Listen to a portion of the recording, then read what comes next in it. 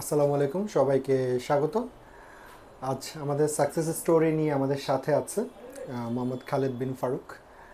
Green Life Medical College থেকে MBBS pass করেছেন এবং আমাদের ম্যাট্রিক্স স্টুডেন্ট। চান্স পেয়েছেন ডার্মাটোলজি, বিএসএমইউতে ফার্স্ট হয়েছেন।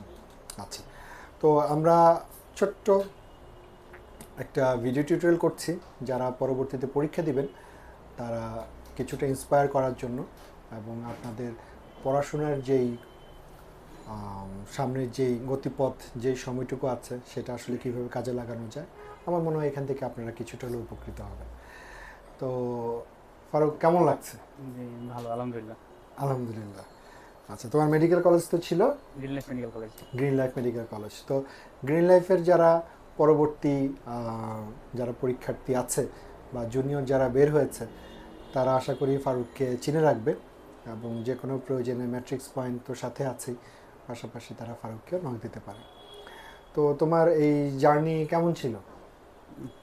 অনেক উত্থান পতন নিয়ে উত্থান পতনের মধ্য দিয়ে। তো স্বাভাবিকভাবেই যে আমাদের একটা পোস্ট গ্রাজুয়েশনের যেই জায়গা সেটা আসলেই সবসময় যে স্মুথ হবে ব্যাপারটা আসলে সেরকম না। তো একটা লম্বা সময় এটার পিছনে লেগে থাকতে হয় এবং পরবর্তীতে একসময় সাকসেস এসে ধরা দেয় যখন কনফিডেন্স লেভেলটা খুব ভালো থাকে। তো তোমার কিভাবে এই প্রিপারেশনটা তুমি নেওয়ার চেষ্টা করলা, যে ম্যাট্রিক্স ক্লাস বা এক্সাম এই বিষয়ে তুমি যদি একটু কিছু বলো আর কি, ছোটদের জন্য না, আমি যেটা বা করেছি পরীক্ষার্থীদের জন্য। আমার জন্য যেটা ইয়ে ছিল যে আমি তো একটু মানে একটু পরে আসছিলাম আর কি। প্রথমে ভর্তি হতে পারিনি, প্রথম থেকে প্রিপারেশন নিতে পারিনি। ট্রেনিংয়ে ছিলাম ডিএমসিতে।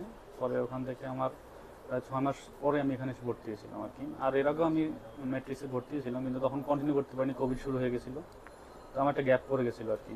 তো আবার পার্ট ওয়ান হওয়ার পর আবার রেসিডেন্সিতে আর চিন্তা করি নাই, পরে এখন আবার আসলাম আর কি।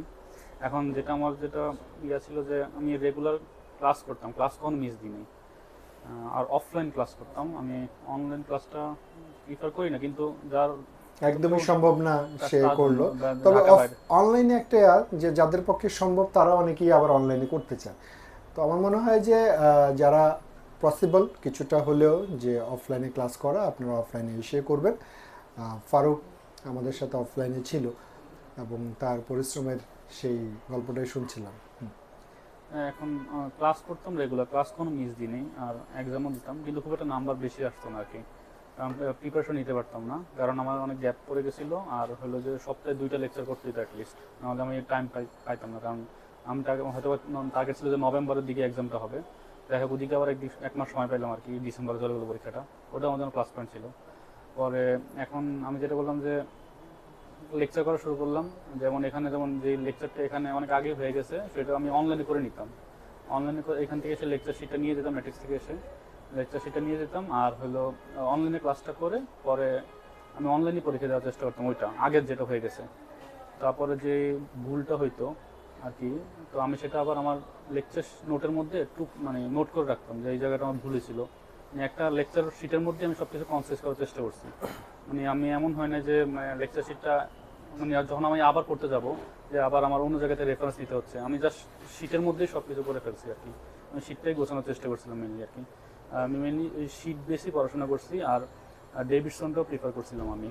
দুইটা মিলেই আর কি একটা তৈরি হয়েছে। তো আমাদের এই যে পরীক্ষার যেই স্ট্যান্ডার্ড আমরা সবসময় বলি যে ক্লাস টেস্টগুলোতে 25-21, তারপরে হাফ সাবজেক্ট ফাইনালে একটা নাম্বার দিই। মক টেস্ট তো আমাদের একটা হিউজ ক্যান্ডিডেট পরীক্ষা দিয়েছে। তো মক টেস্টের প্রশ্ন নিয়ে কি বলবো, কেমন ছিল, নাম্বার কেমন আসছিল? মক টেস্ট তো ম্যাট্রিক্সের মক টেস্ট আমার কাছে অনেক কঠিন লাগতো। এবং না, নাম্বার আলাদা খারাপ হইতো না, 60+ আসতো। মক টেস্টগুলোতে ভালো করার পরে আমার কনফিডেন্স গ্রো করছে যে আমি হয়তো বা পারবো, যদি আল্লাহ সহায় হয় আমি পারবো। আমি মক টেস্টে যখন দেখলাম যে আমি প্লেস করছি, মানে টপ 3-4 মানে ফার্স্ট 3-4 মধ্যে থাকতাম, তখনই আমি বুঝে গেছিলাম যে আমি সামথিং কিছু একটা হতে যাচ্ছে। কনফিডেন্সটা আমার মক টেস্টের মধ্যে অনেক গ্রো করছে। আচ্ছা, 3টে মক টেস্ট আমার অনেক হেল্প করছে। Thank you. তো মক টেস্টের নাম্বারগুলো এরকমই যে আমাদের 4টা যে মক টেস্ট নিয়েছি হায়েস্ট ছিল সম্ভবত 75-76, এবং আমরা দেখলাম যে 62-63-র উপরে যতজন পেয়েছেন মিস হয়নি আর কি তেমন। হ্যাঁ, তো যাই হোক এই জায়গাটা থেকে আমরা চেষ্টা করছি যে ম্যাট্রিক্স পয়েন্ট সামনে যে ডিপ্লোমা আছে সেটার জন্য ব্যাচ শুরু হয়েছে অলরেডি। বিসিএস যেটা আছে 45তম, সেটার জন্য ব্যাচ শুরু হয়েছে, ক্লাস এবং এক্সাম। এবং নভেম্বর 2023-এ যারা রেসিডেন্সি পরীক্ষা দিবেন তাদের জন্য অলরেডি আমরা ব্যাচ শুরু করেছি।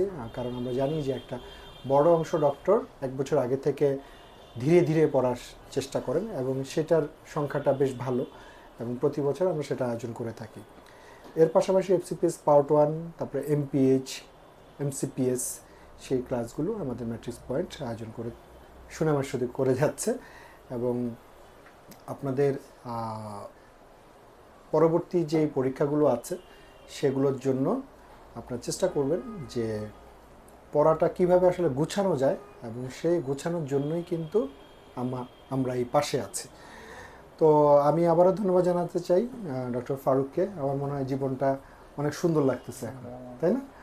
ব্যাপারটা তো অন্যরকম, একটা যে প্রেশার ছিল, যে চাপ ছিল, এখন একটা রেসিডেন্সি, একটা ডার্মাটোলজি বিএসসি ফার্স্ট, এবং এই জায়গাটা আসলে কতটা প্রিসিয়াস যাদের হয়েছে বা যাদের এখনও হয়নি, দুই জায়গা থেকেই কিন্তু আসলে বোঝার সেই সুযোগটা আছে। তো যাদের এবার হয়নি, মন খারাপ করার কোনো কারণ নেই। আপনারা যদি লেগে থাকেন এবং যদি বিশ্বাস করেন, অবশ্যই আপনার ডিগ্রি হবে। এবং যাদের এবার হয়নি বা যারা পরবর্তীতে পরীক্ষা দিবেন, আপনাদের সাথে সামনের বুধবার মানে পরশুদিন বিকাল 4টায় ম্যাট্রিক্স পয়েন্ট হাতিরপুলে আমি ডাক্তার শাহাদাত জুয়েল থাকবো। আপনারা অবশ্যই আসবেন এবং আপনার কোথায় কোথায় ল্যাকিংস সেটা আমরা আইডেন্টিফাই করার চেষ্টা করব, এবং পরবর্তী আপনার স্ক্যাজুয়ালটা কেমন হবে পড়াশোনার জন্য সেটা নির্ধারণ করার চেষ্টা থাকবে।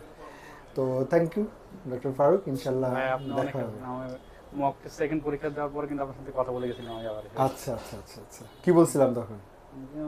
পড়ো আর কি, রিভাইজ দাও। আর আগের এক সপ্তাহে একটা রুটিন দিয়েছিলেন, ওটা অনেক হেল্পফুল ছিল। আচ্ছা, আর আমাদেরকে অ্যাভেলেবেল পাওয়া যায়, বিশেষ করে অ্যাপয়েন্টমেন্ট নিয়ে আমার সাথে দেখা করা খুবই সহজ, এবং চেষ্টা করি সবার কথা মনোযোগ দিয়ে শোনার জন্য, এবং চেষ্টা করি যে আপনার জীবন পদ্ধতি অনুযায়ী যে আপনি কীভাবে আসলে প্রিপারেশনটা ঠিকভাবে নিতে পারেন।